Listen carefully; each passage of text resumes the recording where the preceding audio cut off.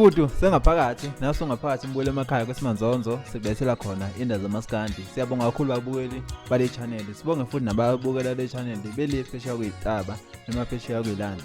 Namhlanje kudosela indaba zokuthi hayi ziyakhala ngempela ke bafowethu kwesimaskandi njengoba izolonga ukulandela indaba zokuthi igcwame elisha ngempela belizikhalisa kuyitatheli zamaphepha. Namhlanje zivuka ngendaba zokuthi Imfezi Emnyama nayo siphinde yakhwela yadilike idatheli njengoba ibhale yathi lapha enkundleni zokuxhumana abamaphephenu anokayo izito zaseBush ningaphinde mina ningikhiphe kulamasimba kade nginibona ukuthi anifuni into enobukhosi bami.